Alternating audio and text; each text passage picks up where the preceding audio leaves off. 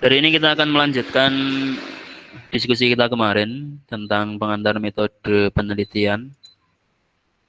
Mungkin ada yang berbeda di beberapa prodi terkait dengan nomenklatur yang digunakan. Ada yang menulisnya itu metodologi penelitian, ada yang menuliskan metode penelitian. Itu pada dasarnya sama ya. Jadi semuanya itu sama. Karena antara metode dengan metodologi itu berasal dari bahasa yang sama, yaitu bahasa Yunani. Kalau metodologi itu di sana ada ketambahan logos. Logos itu artinya ilmu. Metode dan metodos itu yang kemudian menjadi metode itu artinya ya metode, cara atau teknik, strategi. Di ilmu tentang metode, tentang cara. Nah, di sini ada yang menulis termasuk di PAI itu kita menggunakan nomenklatur metodologi penelitian. Ada yang hanya metode penelitian. Jadi sebenarnya sama ya. Nah, kemarin kita sudah membahas dari isi RPS, bagaimana saya jelaskan sebelumnya, yaitu pandangan dunia filosofis, pengetahuan dan ilmu pengetahuan, serta struktur ilmu pengetahuan. Hari ini kita akan meneruskan bahasan kita, yaitu metode ilmiah, sumber dan kebenaran ilmiah, dan juga sedikit tentang metode penelitian yang mungkin harus teman-teman tahu. Dan sepertinya tidak ada pertanyaan dari PAI untuk pertemuan pertama.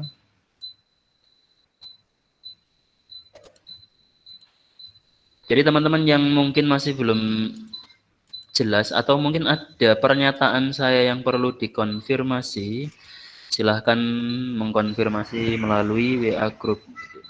Tidak usah malu-malu. Bertanya tidak membayar alias gratis ya.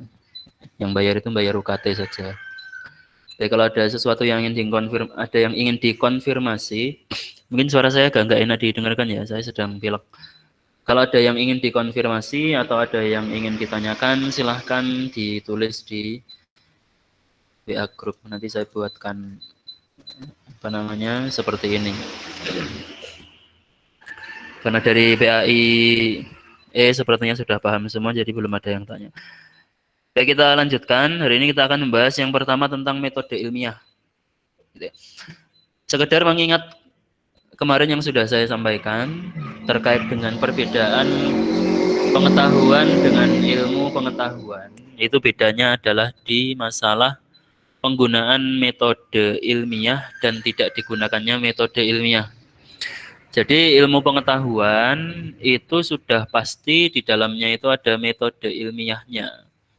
Sedangkan pengetahuan itu tidak mempunyai metode ilmiah.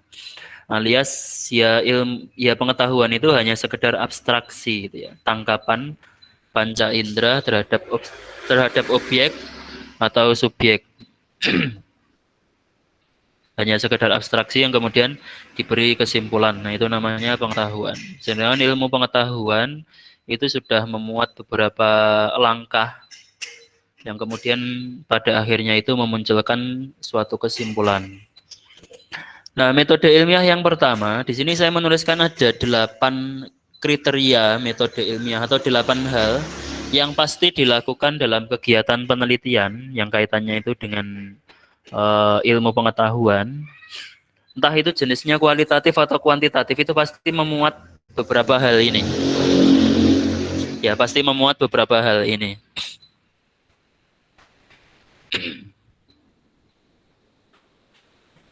Yang pertama terkait dengan mengidentifikasi dan merumuskan masalah.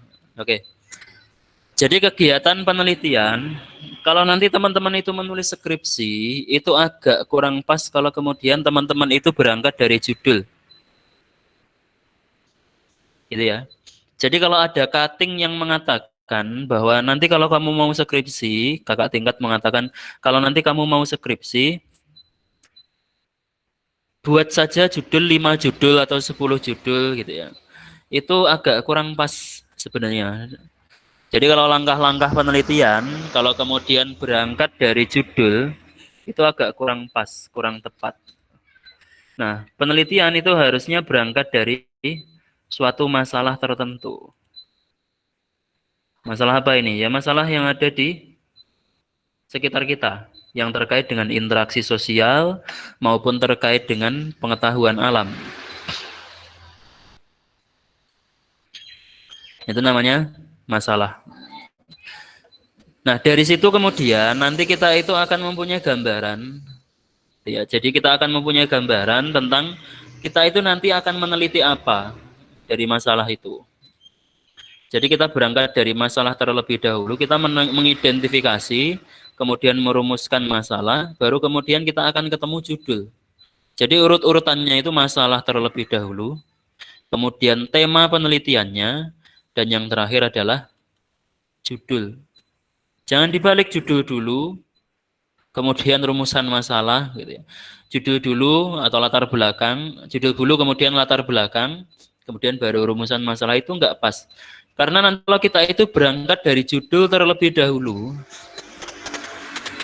saya yakin dia itu nanti menulis latar belakang, pasti tidak akan ada masalah di situ. Kenapa saya bisa yakin? Karena yang sering saya temui itu seperti itu. Jadi banyak sekali mahasiswa yang ketika dia itu menulis skripsi, dia itu berangkat dari judul. Ketika berangkat dari judul, ketika menulis latar belakang itu, akhirnya tidak ketemu masalahnya itu apa. Jadi ketika ada pertanyaan dari penguji, Mas sampean itu meneliti ini, itu sebenarnya itu keinginan sampean itu apa sih? Masalah sampean itu apa? Atau ketertarikan sampean ketika menulis penelitian ini itu apa? Dia itu nanti akan kesulitan menjawab itu. Padahal itu pertanyaan yang mendasar sekali. Jadi kalau kita itu melakukan penelitian, otomatis kan harus ada masalahnya dulu. Nah, masalah itu yang kemudian nanti akan kita teruskan sebagai dasar untuk merumuskan kegunaan dan tujuan. Nah, kalau masalahnya saja itu belum kita temukan, belum kita identifikasi, gitu ya. Kemudian tiba-tiba kita itu merumuskan judul, maka nanti kegunaan, tujuan dari penelitian itu akan sulit kita rumuskan juga. Nah, jadi yang pertama dalam metode ilmiah yang dilakukan itu adalah mengidentifikasi dan merumuskan masalah. Kemudian yang kedua, menyusun kerangka pemikiran.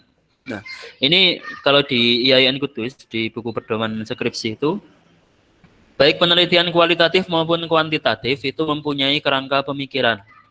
Walaupun dalam penelitian kuantitatif itu ditambahi dengan hipotesis, tapi kalau melihat eh, pedoman skripsi, penelitian kuantitatif tetap harus menyertakan kerangka pemikiran. Nah, kerangka pemikiran ini teman-teman itu bukan bagan ilmu atau pohon ilmu atau resum atas teori tertentu, bukan. Karena yang sering saya temukan itu banyak sekali mahasiswa itu yang kemudian mengira bahwa kerangka pemikiran itu ya suatu resum yang kemudian menggunakan istilah-istilah tertentu, bukan paragraf tertentu. Jadi misalkan meneliti tentang metode pembelajaran gitu ya. Nah, kemudian kerangka pemikirannya itu pembelajaran, pendekatan, model, kemudian strategi, kemudian metode, kemudian teknik. Nah, ini salah kaprah. Bukan seperti itu gitu ya. Jadi kerangka pemikiran itu adalah langkah-langkah kerja yang akan kita lakukan ketika melakukan penelitian. Langkah kerja yang akan kita lakukan ketika kita itu melakukan penelitian. Jadi yang ditulis dalam kerangka pemikiran itu apa? Ya masalahnya terlebih dahulu. Gitu ya. Jadi masalah penelitian kita itu kita cantumkan dalam kerangka pemikiran kita. Kalau kerangka pemikiran itu berbentuk bagan yang saling tersambung gitu, maka yang pertama kali ditulis itu adalah masalahnya terlebih dahulu. Nah, makanya pentingnya tahu masalah itu di situ. Jadi dia itu nanti juga akan mempengaruhi kerangka pemikiran. Jadi misalkan kita meneliti tentang metode pembelajaran terkait dengan prestasi siswa gitu ya. Maka yang harus ditulis itu apa? Yang pertama itu masalahnya itu apa? Prestasi siswa menurun atau eh, siswa tidak bisa memperoleh KKM misalkan tidak bisa mendapatkan KKM, nilainya tidak sesuai dengan KKM atau banyak siswa yang tinggal kelas tidak naik kelas gitu. Atau banyak siswa itu yang pada praktiknya tidak bisa, misalkan dalam masalah sholat, tidak bisa melaksanakan sholat dengan benar. Nah itu masalah, di situ kita cantumkan. Baru kemudian kita korelasikan dengan teori tertentu. Masalah, teori, kemudian solusi. Itu secara gampang. Jadi metode kerangka pemikiran itu nanti bentuknya seperti itu. Apa yang kita lakukan dalam kegiatan penelitian kita. Bukan kemudian kita itu meringkas suatu teori, kita jadikan bahan gitu, bukan. Kemudian selanjutnya studi kepustakaan. Nah ini juga tidak kalah penting. Kalau ada mahasiswa itu yang susah menulis makalah atau susah menulis skripsi, gitu ya. Salah satu yang membuat dia itu kesusahan itu adalah dia itu jarang membaca. Ini sudah pasti. Jadi mahasiswa yang jarang membaca, ini sudah pasti ketika dia itu nanti menulis skripsi, itu pasti kesulitan. Kalau enggak kesulitan, dia itu akan susah untuk mengatur hubungan antar kalimat atau hubungan antar paragraf. Saya juga masih sering menemukan ya di latar belakang misalnya gitu ya. Jadi latar belakang itu kan harus membahas variabel dalam judul itu. Nah, mahasiswa itu terkadang banyak saya temukan itu tidak bisa mengkaitkan antara satu paragraf dengan paragraf yang lain atau paragraf sebelumnya dengan paragraf selanjutnya. Jadi kayak itu paragraf sebelumnya dengan paragraf selanjutnya itu seperti dua bahasan yang berbeda yang tidak ada kaitannya sama sekali. Nah, dalam kegiatan penelitian itu kurang pas, tidak benar gitu ya. Jadi antara satu paragraf dengan paragraf yang lain itu harus sinkron, harus sesuai, harus nyambung. Nah, kemampuan seperti ini itu akan sulit dilakukan oleh orang-orang yang jarang membaca. Ya. Ya itu aku yakin sangat sulit dilakukan oleh orang-orang yang jarang membaca.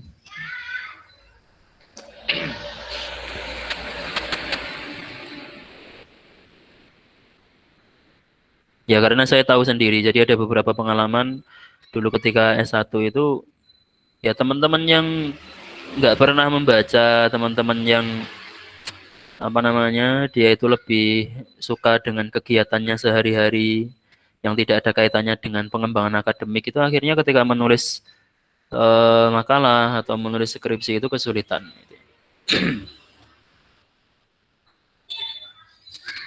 Ya gitu ya. Jadi sebisa mungkin mulai dari sekarang itu dibiasakan untuk membaca referensi, membaca buku, membaca referensi artikel dan lain sebagainya.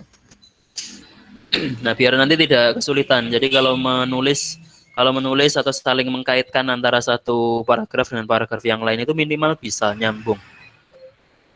Jadi studi pustaka itu penting ketika kita mau menulis karya ilmiah, penting sekali. Nah, kemudian urgensi dari studi kepustakaan itu juga nanti sebagai modal kita untuk menguji data hasil penelitian. Jadi misalkan kita menguji metode inquiry itu di suatu lembaga, di suatu madrasah gitu ya. Nah, kemudian metode ini kita korelasikan dengan studi kepustakaan atau dengan penelitian yang sebelumnya sudah dilaksanakan. Yang objeknya bisa jadi berbeda. Kalau tadi kita meneliti di sejarah di madrasah A, penelitian sebelumnya itu di madrasah B. Dengan metode yang sama, metode inquiry. Sama-sama metode inquiry, cuman beda madrasah. Nah, nanti kemudian di situ akan dikorelasikan hasil pelaksanaan metode inquiry di madrasah A dengan pelaksanaan metode inquiry di madrasah B. Ini sekedar contoh saja. Nah, itu pentingnya studi kepustakaan. Ya. Kemudian selanjutnya menentukan model untuk menguji hipotesis. Model di sini ini bisa juga disebut pisau analisis, gitu ya. Atau bisa juga disebut sebagai teori pembedah, atau teori pembanding yang digunakan untuk eh, menguji hipotesisnya, menguji menguji dugaan awalnya. Hipotesis itu bahasa gampangnya itu dugaan awal.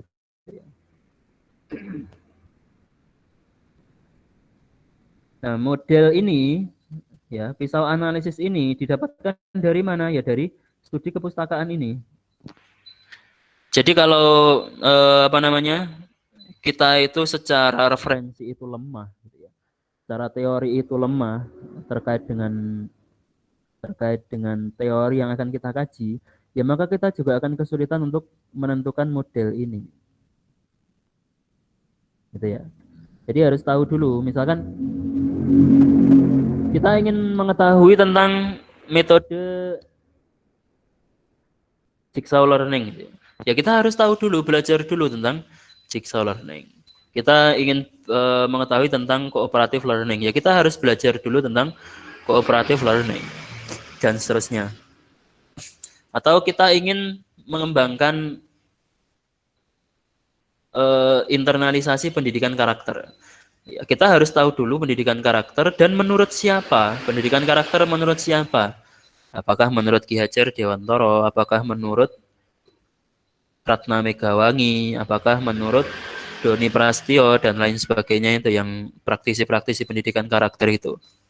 Jadi nanti pendidikan karakter menurut siapa itu kita aplikasikan untuk membaca pelaksanaan pendidikan karakter di suatu madrasah, di suatu sekolah, atau suatu lingkungan pendidikan. Nanti arahnya ke situ. Nah, kalau kita itu nggak tahu, tidak tahu dengan model, dengan teori tentang pendidikan karakter dari peneliti sebelumnya, ya kita akan kesulitan untuk melakukan penelitian tentang pendidikan karakter. Kemudian yang kelima, merumuskan hipotesis atau dugaan awal, gitu ya. Dugaan sementara. Nah, hipotesis ini, rumusan hipotesis ini lazim digunakan di penelitian kuantitatif, gitu ya. Penelitian kuantitatif. Kalau penelitian kualitatif itu tidak menggunakan hipotesis, hanya menggunakan kerangka pemikiran. Kemudian selanjutnya mengumpulkan data. Mengumpulkan data ini juga menyesuaikan dengan metode yang dipakai, apakah kualitatif atau kuantitatif. Kalau kualitatif berarti menggunakan wawancara, observasi, dokumentasi. Kalau kuantitatif menggunakan angket atau tes dan seterusnya. Intinya kalau kualitatif itu pertanyaan-pertanyaannya itu bersifat terbuka, multitafsir atau bisa dikembangkan. Kalau kuantitatif itu pertanyaan-pertanyaannya bersifat tertutup karena dia harus menggunakan indikator tertentu berdasarkan teori tertentu. Jadi kalau indikatornya itu, kalau variabelnya itu tentang prestasi siswa, maka pertanyaannya itu terkait dengan indikator prestasi siswa. Tidak boleh kemudian terbuka seperti kualitatif. Kemudian yang ketujuh, menyusun, menganalisis, dan memberikan interpretasi. Menyusun, menganalisis, dan memberikan interpretasi. Jadi setelah pengumpulan data, sebagai peneliti, kita akan melakukan kegiatan menyusun, menganalisis, dan menginterpretasikan data. Kita tidak hanya sekedar mencari data, mengumpulkan data, tapi kita juga melakukan interpretasi. Interpretasi itu apa? Pentafsiran. Kita mendeskripsikan secara kritis, mendeskripsikan secara komprehensif, secara mendalam, data yang sudah kita kumpulkan. Gitu ya. Jadi kita mengumpulkan apa namanya? Kita menginterpretasikan data-data yang sudah kita kumpulkan. Nah, interpretasi itu bisa berupa analisis data itu dianalisis, atau bisa analisis komparasi. Data itu dikomparasikan dengan teori penelitian sebelumnya. Nah, yang nomor 7 ini juga teman-teman. Kalau teman-teman itu jarang membaca, pasti akan kesulitan menyusun ini, melakukan ini. Bahkan mungkin mensistematisasikan data saja, kemungkinan itu akan kesulitan kalau kita itu jarang membaca. Gitu ya. Jadi banyak membaca lah. Jangan hanya sekedar membaca status atau quotes alay, lebay, galau gitu ya. Jadi juga harus membaca artikel-artikel ilmiah biar nanti itu gampang kalau mengerjakan skripsi. Kemudian yang terakhir membuat generalisasi atau penyimpulan atau menyusun menyusun pernyataan yang kemudian dijadikan kesimpulan. Nah, itu metode ilmiah. Jadi semua penelitian itu pasti akan memuat beberapa hal ini, memuat beberapa langkah ini. Kemudian kriteria metode ilmiah. Nah, ini yang juga tidak dimiliki oleh pengetahuan. Satu, berdasarkan fakta. Jadi yang bisa diteliti yang bisa dimasuki oleh metode ilmiah itu adalah sesuatu yang sifatnya itu bisa ditangkap secara indrawi. Ya, sesuatu yang bisa ditangkap secara indrawi. Nah, itu bisa dimasuki metode ilmiah. Kalau sesuatu itu tidak bisa ditangkap secara indrawi, ya maka sesuai dengan beberapa pandangan filosofis kemarin yang sudah kita bahas, itu belum bisa dikatakan sebagai sesuatu yang ilmiah. Misalkan membahas tentang kuntilanak itu kakinya ngambang apa nempel tanah, kayak video yang lagi viral itu ya. Atau itu kan sesuatu yang tidak bisa ditangkap oleh indera lah. Ya kita nggak tahu kan itu video asli atau enggak. Jadi harus sesuai fakta, bisa ditangkap oleh indera, dirasakan oleh indera, didengar, dicium dan seterusnya. Kemudian bebas dari prasangka. Ketika kita meneliti, ketika kita melakukan penelitian, itu sebisa mungkin kita itu menghilangkan dugaan-dugaan yang sifatnya itu subjektif, sesuai dengan apa yang kita harapkan. Nah, ini juga banyak saya temukan gitu ya di latar belakang, terutama salah satunya itu di latar belakang gitu ya. Jadi ada beberapa teman-teman mahasiswa itu yang menuliskan begini, ketika dia itu membahas tentang metode pembelajaran itu, di latar belakangnya itu dia menuliskan di sekolah A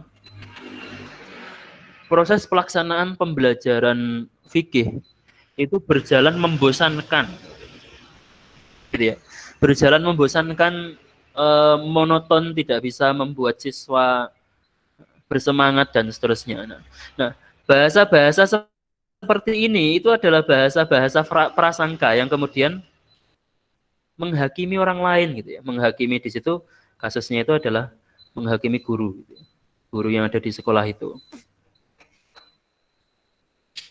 Nah, itu tidak boleh muncul, teman-teman. Gitu ya. Jadi ketika kita melakukan penelitian, kita harus benar-benar objektif.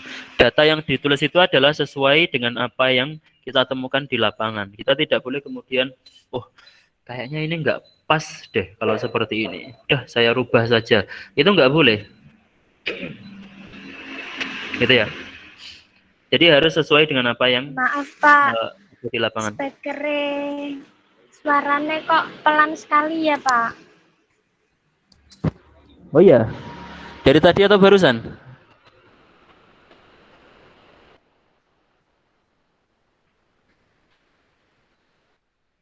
Enggak, Pak, sudah jelas. Oh ya, oke.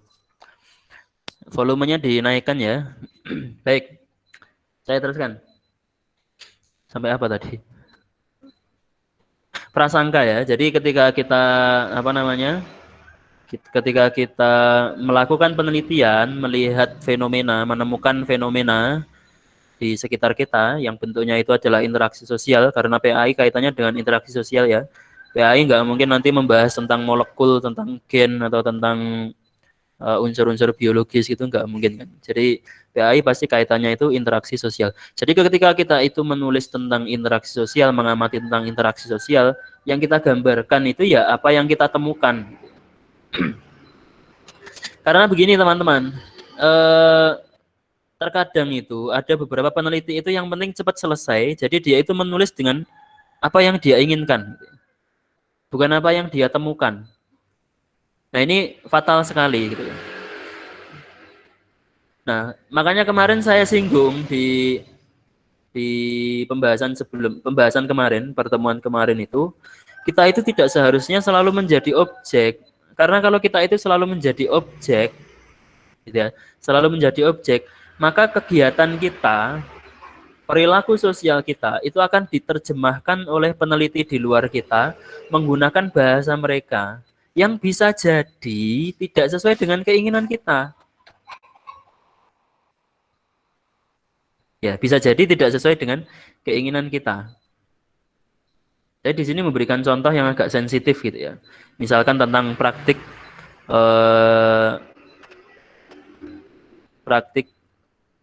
mendoakan orang meninggal itu mulai malam pertama sampai malam ketujuh itu ya. Nah, ketika itu dibaca oleh orang-orang yang tidak sepakat dengan kegiatan itu, bukan tidak menyukai ya, mohon maaf, yang tidak sepakat dengan kegiatan itu, kemudian seolah-olah mengatakan bahwa pelaksanaan kegiatan itu memberatkan keluarga dari orang yang meninggal tersebut. Gitu ya. Jadi dia itu memakai perspektif dia sebagai peneliti, bukan perspektif keluarga yang ditinggalkan itu, bahwa kegiatan itu mendoakan orang meninggal itu kemudian dianggap sebagai sesuatu yang memberatkan dan seterusnya. Nah, tanpa tahu dari perspektif orang yang ditinggal meninggal itu. Nah, misalkan, jadi anggapan seperti itu tidak sepenuhnya benar, gitu ya. Atau ada beberapa penelitian kemarin itu dibahas, salah satu yang dibahas di konsorsium prodi BKI itu tentang munculnya praktik LGBT di pondok pesantren, gitu ya. Praktik LGBT di pondok pesantren. Ya saya tahu lah di pondok pesantren itu kadang ada fenomena kakak adik antara laki-laki dengan laki-laki, perempuan dengan perempuan. Kalau di Jawa Timur itu istilahnya tuh mairil itu. Jadi ada santri, biasanya itu santri yang lebih muda, itu kemudian dijadikan sebagai mairil gitu. Mairil itu ya karena dia itu masih muda dan apa namanya? Agak dalam tanda kutip agak cantik gitu ya. Karena biasanya anak pondok itu kan jarang berinteraksi dengan lawan jenis. Akhirnya ketika ada satu santri yang dia itu kelihatan agak cantik kemudian dijadikan objek kesenangan gitu ya, digodain dan seterusnya gitu. Nah, ini dalam pandangan pengamat LGBT kemudian menyimpulkan bahwa di pondok pesantren itu menjamur sekali praktik-praktik LGBT. Tanpa mempertimbangkan, tanpa meneliti secara mendalam, tanpa pernah mondok. Ya. Jadi dia itu nggak pernah mondok, tapi kemudian menyimpulkan bahwa di pesantren itu terjadi praktik LGBT. Nah ini juga tidak objektif. Ini lekat dengan prasangka gitu. Nah hal yang seperti ini itu tidak boleh muncul. Jadi kalau nanti teman-teman menulis di latar belakang, jangan sampai bahasanya itu menghakimi ya. Jadi di madrasah A itu sarana prasarananya sangat kurang. Lingkungan belajarnya tidak mendukung misalkan. Jadi langsung dihakimi bla bla bla des kayak gitu. Nah, itu bahasa-bahasa seperti itu enggak pas digunakan dalam karya ilmiah. Jadi harus menggunakan bahasa yang bebas dari prasangka. Kemudian menggunakan prinsip analisis. Analisis tadi sudah sedikit saya singgung ya. Jadi analisis itu kita menginterpretasikan, mendeskripsikan data yang kita dapatkan gitu ya, sehingga data itu bisa dipahami secara mendalam oleh pembaca. Jadi intinya itu Bukan kemudian kita yang menulis ya teman-teman ya. Jadi kalau kita melakukan penelitian itu bukan untuk memahamkan kita, tapi juga memahamkan pembaca. Sebisa mungkin penelitian kita itu juga memahamkan pembaca, bukan sebisa mungkin ya. Wajib penelitian kita itu memahamkan pembaca, karena mereka itu yang menikmati penelitian kita. Jadi selain kita paham, pembaca juga paham. Nah, makanya di situ membutuhkan analisis datanya dan analisis antar data dengan teori. Kemudian selanjutnya menggunakan hipotesis, dugaan awal tadi. Kemudian selanjutnya ukurannya objektif, ya ini kaitannya dengan prasangka tadi, tidak boleh subjektif. Nah, sebisa mungkin peneliti yang tidak bisa objektif, itu ketika melakukan penelitian itu menunggu sampai dia itu bisa bersikap objektif. Ini biasanya mbak-mbak ya. Jadi mbak-mbak itu yang mohon maaf mungkin sedang PMS gitu. Nanti kalau mau melakukan penelitian, terus kemudian dia itu bad mood gitu, menurut saya itu mending dihindari. Walaupun tidak semua perempuan seperti itu ya. Tapi ketika peneliti itu kemudian merasa bad mood gitu ya, merasa sedang tidak stabil kondisinya, bisa jadi nanti dia itu akan terjebak dalam prasangka atau ukuran ketidakobjektifan. Bisa jadi dia itu nanti akan terjebak dalam pandangan yang subjektif. Jadi diusahakan ketika meneliti itu kita dalam kondisi rileks, dalam kondisi tenang, kondisi tidak ada tekanan gitu ya, dan seterusnya. Kemudian yang terakhir menggunakan teknik kuantifikasi. Nah, ini berlaku dalam penelitian kuantitatif, yaitu menggunakan teknik pengukuran dengan angka-angka hasil angket ataupun tes. Nah, ini kriteria dari metode ilmiah. Kalau tadi langkah-langkah metode ilmiah ada 8, kriterianya ada 6. Kita lanjutkan, kalau ada pertanyaan silahkan ditulis di WA Group. Selanjutnya adalah sumber dan kebenaran ilmiah. Sumber ilmiah ini yang jumlahnya ada 4 ini, itu juga merupakan sumber pengetahuan. Jadi 4 hal ini itu bisa menjadi sumber ilmu pengetahuan dan juga bisa menjadi sumber pengetahuan. Nah, walaupun ada beberapa ilmuwan yang mengatakan bahwa sumber ilmiah itu tidak terbatas pada 4 ini, tapi yang diakui, yang disepakati oleh banyak ilmuwan, itu adalah 4 ini: akal, indera, intuisi, dan wahyu. Dari 4 hal ini ada yang perlu dijelaskan? Sudah tahu intuisi, teman-teman?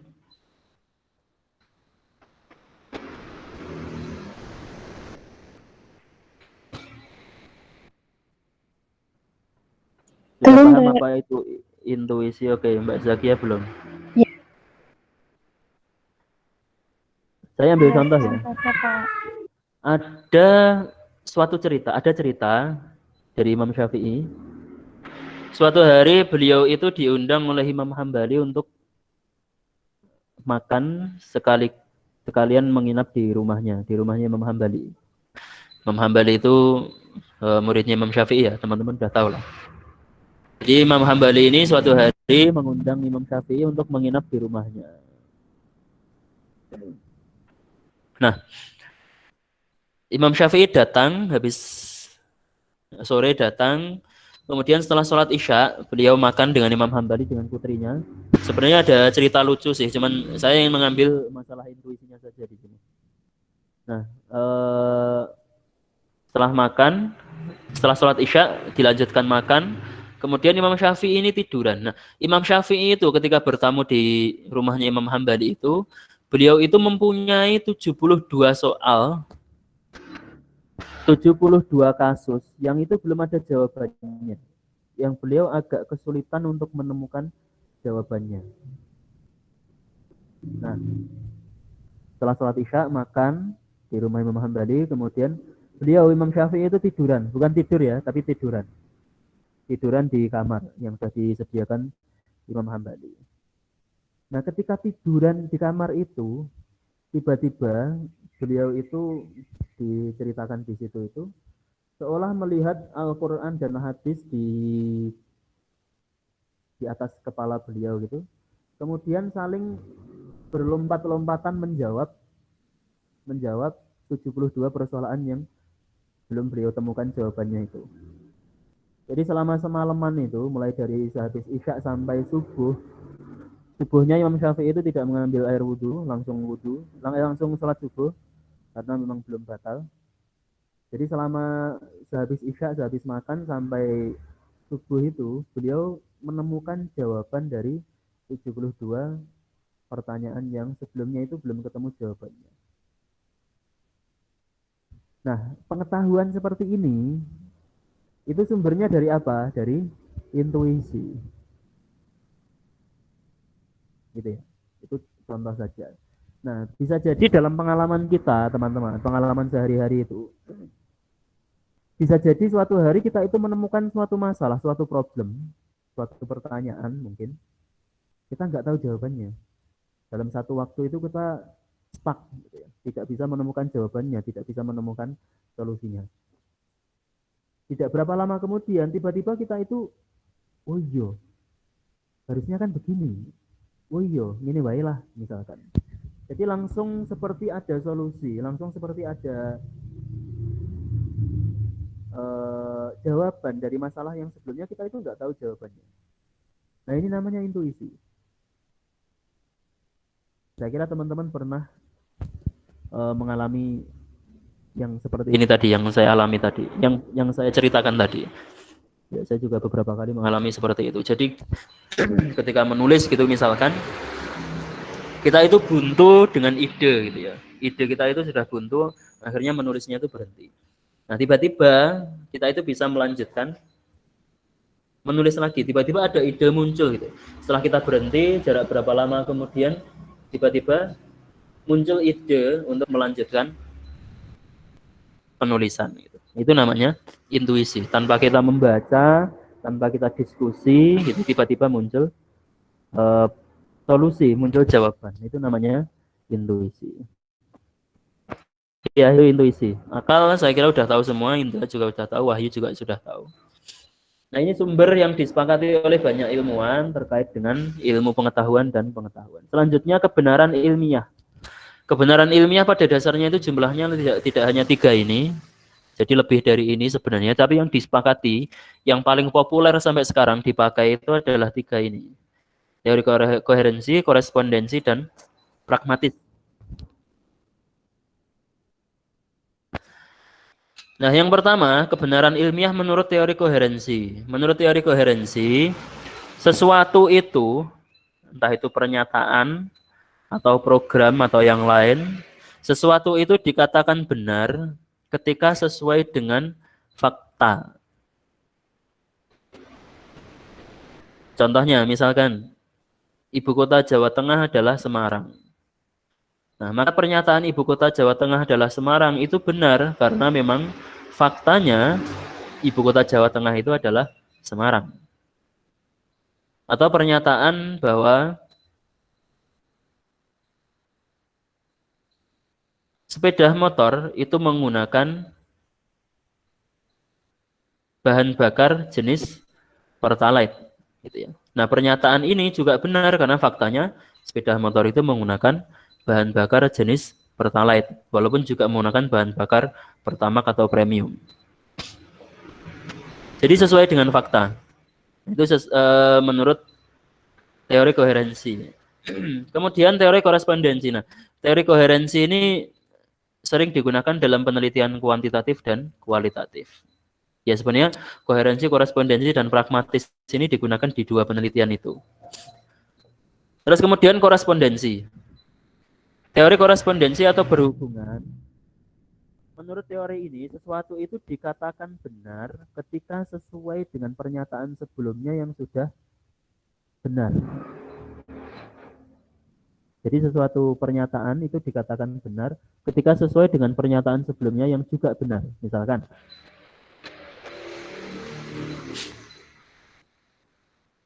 suhu udara di Gunung Lawu menurut harian A, koran harian A, itu mendekati 0 derajat. Kemudian ada lagi, suhu udara di Gunung Lawu menurut harian B, koran harian B, itu mendekati 0 derajat. Kemudian si C juga mengatakan sama. Kemudian kita menyimpulkan bahwa suhu udara di Gunung Lawu gitu ya, itu dingin sekali gitu ya. Suhu udara di Gunung Lawu itu dingin sekali gitu ya, tanpa menyebutkan temperatur.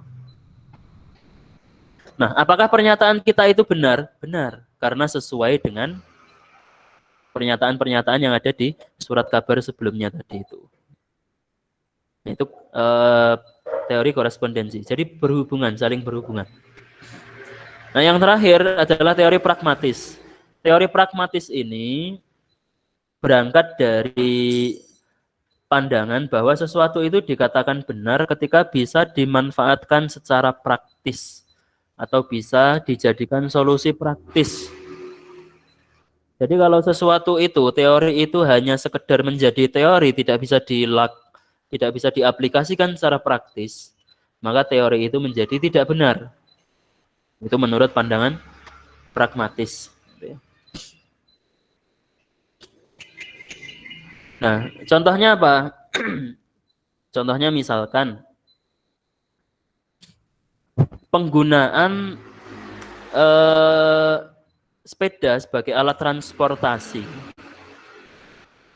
Gitu. Penggunaan sepeda sebagai alat transportasi di Desa Ngembalrejo itu bisa dibilang benar karena ya bermanfaat secara praktis. Orang di Ngembal itu bisa saling bersepeda kemana-mana karena di Ngembal tidak ada jalan naik turun.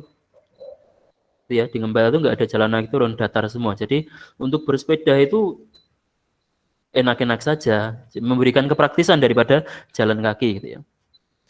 Tapi pernyataan ini menjadi tidak benar kalau penelitiannya itu dilaksanakan di Dawe. Di mana ya yang agak naik gitu? Dawenya mana, Mas? Kajar. Nah, di Kajar gitu ya. Kepraktisan menggunakan sepeda itu menjadi tidak praktis lagi ketika orang itu menggunakan sepeda di Desa Kajar, Kecamatan Dawe, yang kontur tanahnya itu sudah naik turun. Nah, menjadi tidak praktis. Yang praktis apa? Ya jalan kaki atau naik sepeda motor. Itu kan? Jadi kalau di Ngembal itu jalan kaki tidak praktis, kalau di Kajar jalan kaki menjadi praktis.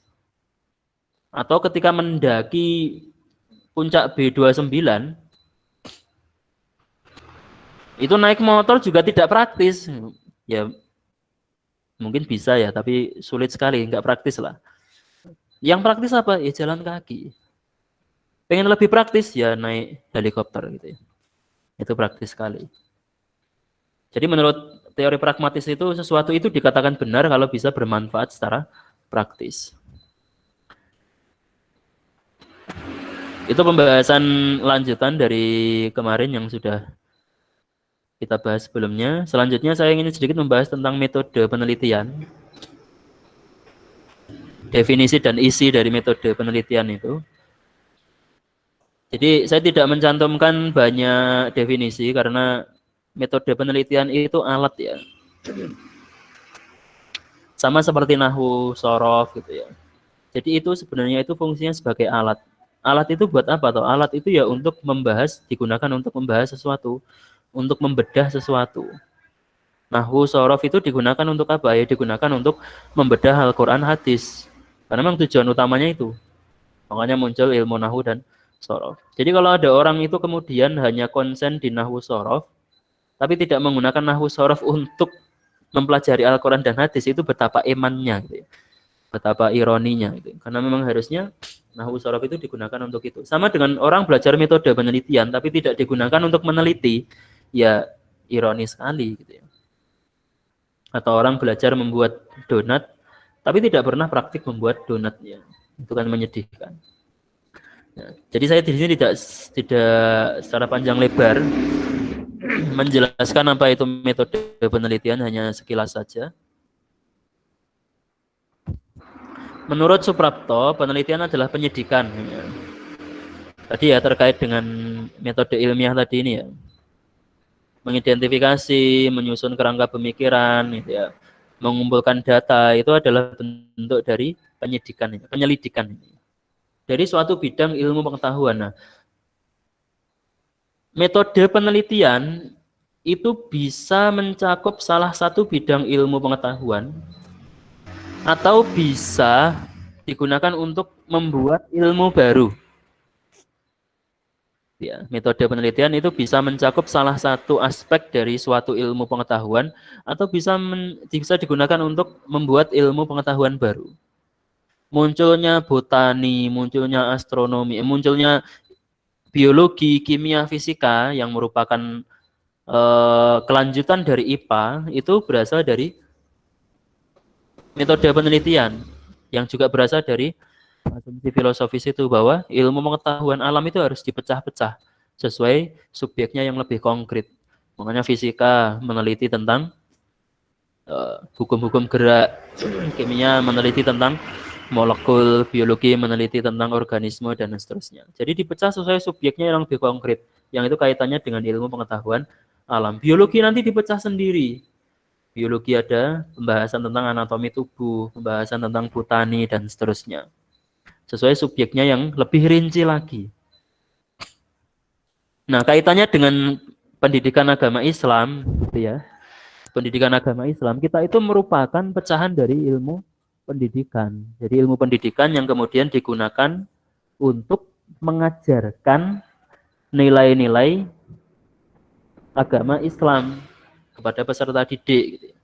Nilai-nilai yang terkandung dalam syariat itu. Nah, maka muncul nomenklatur pendidikan agama Islam. Nah, berarti apa? Kita itu masih dalam ranah ilmu pendidikan. Jadi kalau kita nanti itu membahas pedagogi, penelitian kita itu berputar pada praktik pedagogi, misalkan membahas metode, membahas strategi, membahas teknik pembelajaran, evaluasi pembelajaran, itu boleh karena memang masih terkait dengan ilmu pendidikan. Tapi kalau kita membahas tentang grammar misalkan, itu ya berarti nggak cocok lagi karena tidak sesuai dengan PAI. Kalau kita membahas tentang pengembangan media ajar fikih atau media ajar akidah akhlak, itu bisa karena masih terkait dengan ilmu pengetahuan pendidikan, khususnya pendidikan agama Islam. Jadi konsen PAI itu nanti teman-teman, itu kan kompetensi PAI itu kan di mata pelajaran akidah akhlak, pembelajaran fikih, pembelajaran SKI, dan pembelajaran Quran hadis. Itu nanti bisa diteliti semua yang terkait dengan itu. Kemudian tambahan selanjutnya yang terkait dengan praktik pendidikan itu juga bisa diteliti. Jadi sampai nanti membahas tentang pendekatan pendidikan, pendekatan pembelajaran model apa gitu. Itu boleh. Tidak harus membahas tentang metode bla bla bla dalam meningkatkan bla bla bla siswa, tidak harus seperti itu. Atau sama membahas tentang tokoh gitu ya. Misalkan kemarin saya singgung tentang Gus Jigang gitu. Filosofi Gus Jigang yang dicanangkan oleh Sunan Kudus. Jadi misalkan pendidikan karakter dalam filosofi Gus Jigang. Itu sampai sekarang kan belum ada yang membahas. Nah, mungkin teman-teman nanti bisa membahas itu. Kemudian menurut Sutrisno, usaha untuk menemukan, mengembangkan, dan menguji kebenaran suatu pengetahuan. Oke, selanjutnya. Metode penelitian itu adalah cara ilmiah atau metode ilmiah, sebagaimana di atas tadi itu, yang di situ digunakan untuk menggali data. Ya, digunakan untuk menggali data. Data ini kemudian nanti akan digunakan untuk merumuskan tujuan dan kegunaan penelitian. Jadi setelah penelitian selesai, tujuan dan kegunaan penelitian kita itu jelas, gitu ya. Biasanya tujuan dan kegunaan ini ditaruh bab 1, tapi sebenarnya tujuan dan kegunaan ini itu bisa diaplikasikan ketika sudah selesai penelitiannya. Ketika sudah sampai bab 4, bab 5, sudah selesai, baru kemudian bisa digunakan. Penelitian itu bisa digunakan. Dan tujuannya itu jelas. Nah, kegunaan penelitian itu apa? Memahami, memecahkan, dan mengantisipasi masalah. Masalah seperti tadi yang sudah saya singgung di awal tadi itu ya. Jadi masalah itu ada, kalau menurut Sugiono itu kesenjangan antara teori dengan praktik gitu. Ketidaksesuaian antara teori dengan praktik itu masalah. Jadi kan harusnya misalkan begini, 1+1 itu kan teorinya 2. Tapi kalau ada yang mengatakan bahwa 1+1 sama dengan 5 misalkan. Nah berarti di situ masalah. Atau misalkan teorinya eh, lembaga pendidikan swasta itu pengembangan profesionalitas gurunya itu lebih tertinggal daripada lembaga pendidikan negeri. Itu teori. Jadi ada penelitian sebelumnya ketemunya seperti itu. Kemudian di suatu lembaga swasta itu ternyata profesionalitas gurunya itu baik sekali. Ditunjukkan dengan apa? Prestasi siswanya yang bagus. Nah, itu menjadi masalah karena tidak sesuai dengan teori yang sebelumnya sudah ada. Gitu ya. Jadi masalah itu bisa jadi antara teori dengan masalah itu lebih baik masalahnya atau lebih baik teorinya. Dalam contoh yang terakhir tadi yang saya sebutkan tadi, itu lebih baik masalahnya. Jadi masalah itu tidak harus selalu negatif ya, bisa jadi positif itu juga masalah. Misalkan secara teoritis, sekolah yang dekat dengan lingkungan perkotaan itu lebih maju daripada sekolah yang ada di lingkungan pedesaan. Itu secara teoritis. Udah jelas karena di lingkungan perkotaan itu fasilitasnya bisa didapatkan dengan mudah. Nah, ternyata di Kudus, di puncak Rahtau misalkan ya ini. Itu ada sekolah yang luar biasa maju. Bahkan sudah memperoleh sertifikat ISO misalkan. Nah, berarti ini masalah gitu, karena tidak sesuai teori yang sebelumnya tadi bahwa sekolah di perkotaan itu rata-rata lebih baik daripada yang di pedesaan. Nah, itu masalah. Jadi masalah itu belum tentu jelek ya. Bisa jadi yang bagus itu juga masalah. Kemudian tujuan dari penelitian itu apa? Untuk penemuan data baru yang nanti akan dilanjutkan dengan penelitian selanjutnya, atau untuk membuktikan teori yang sudah ada sebelumnya, yang sudah diteliti oleh peneliti sebelumnya, atau untuk mengembangkan pengetahuan yang sudah ada, ilmu pengetahuan yang sudah ada. Nah, tujuannya itu ini, 3 ini. Jadi nanti kalau penelitian teman-teman itu nggak ada aspek salah satu dari 3 ini, mending nggak usah penelitian. Mending ganti tema. Saya kemarin itu menemukan ini. Ada mahasiswa yang membahas ini. Etika peserta didik kepada pendidik dalam kitab Ta'limul Muta'alim. Nah, ini kan lucu sekali gitu loh. Kenapa saya katakan lucu? Lah ya jelas lucu. Ta'lim Muta'alim itu kan memang sudah jelas membahas tentang berbagai etika terkait dengan mu'alim dan muta'alim. Nah ya terus kenapa harus kita teliti lagi gitu? Harusnya kalau kita mau membahas ta'lim muta'alim itu misalkan pengembangan kurikulum dalam kitab Ta'limul Muta'alim. Nah itu bagus, itu keren. Karena apa? Dalam kitab Ta'lim Muta'alim itu tidak membahas secara spesifik tentang pengembangan kurikulum. Coba ada yang meneliti ini nanti. Atau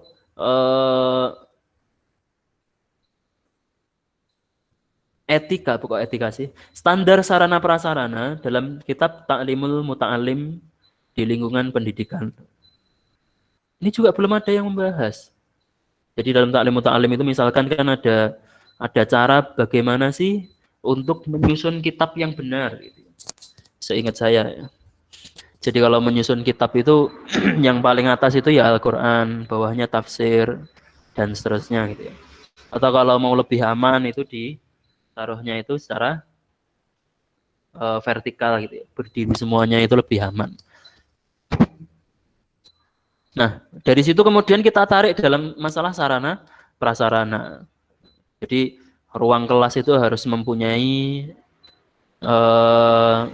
tempat untuk menaruh buku yang letaknya itu lebih tinggi dari posisi duduk siswa, misalkan.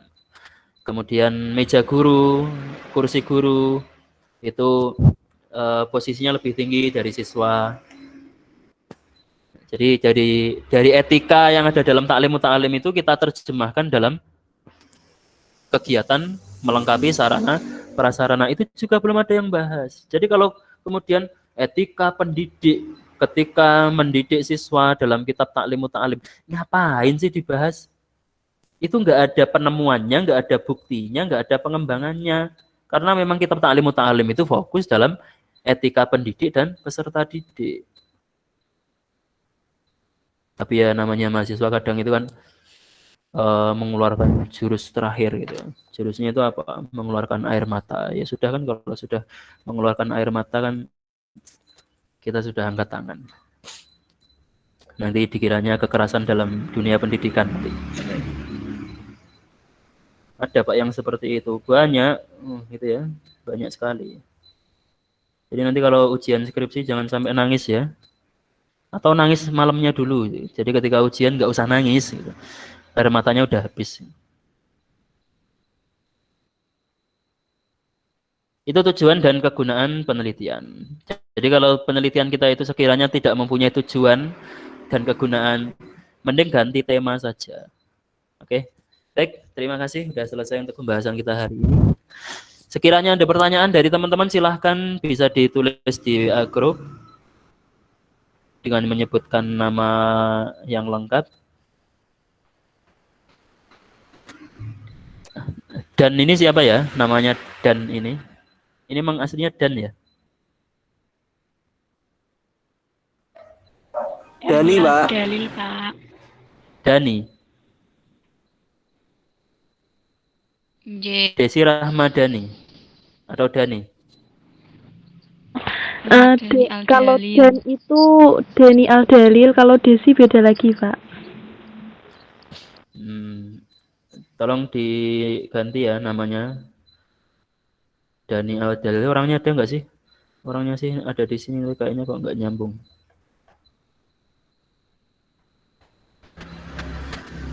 Baik teman-teman, silahkan kalau ada pertanyaan nanti bisa ditulis di WA Group. Saya akhiri untuk sesi Google Meet. Ada kurang lebihnya dari saya, mohon maaf. Mari kita akhiri bersama dengan membaca hamdalah. Alhamdulillahirabbil Alhamdulillahirabbil alamin. Assalamualaikum warahmatullahi wabarakatuh. Waalaikumsalam Warahmatullahi wabarakatuh. warahmatullahi wabarakatuh.